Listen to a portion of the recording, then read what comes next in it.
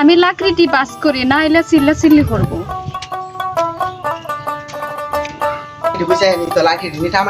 সুন্দর না লাগলে তো নিত না। এই লাকি গিয়ে টামাইছ কি করো এতক্ষণ ধরে গেলে কষ্ট লাগে, তুমি বুঝো এগুলা। কষ্ট লাগে? আর আমি দেন পাহাড় থেকে আনি, আমার মনে কষ্ট লাগে না? আমি তো চালাইতে চেষ্টা করি, আমার কষ্ট লাগে না।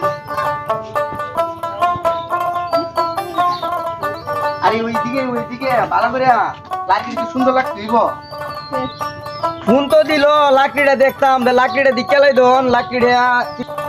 লাকড়ি কত ব্যস্ত তুমি দূর তুমি আইতে যে দিদি লাগাইছো তুমি জানো নি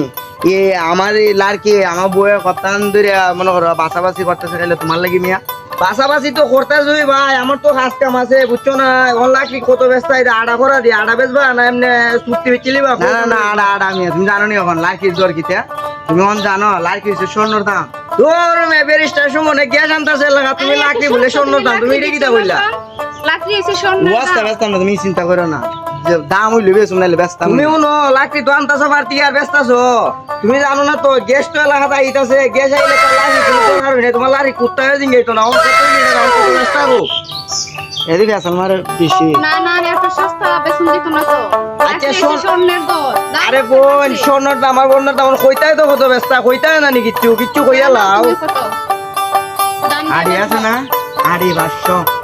আড়ি 500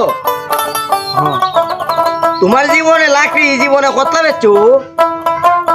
আরে আমি দেওয়া না এনে টাল করে রাখছি আমি যদি না বেচতাম দেখি এত টাল করে রাখলাম না আমার মনে হয় তোমার জীবনে লাকড়ি বেচছো না সারা বছর এখানে জমাই রাখছো নাইলে তুমি 500 টাকা আড়ি লাকড়ি বললে না এটা অলিপুর 20 টাকা আড়ি তুমি নিও আনলে বাদ দাও কাজ আছে তোর আমি 500 টাকা গাড়ি ভাড়া করে দিয়েছি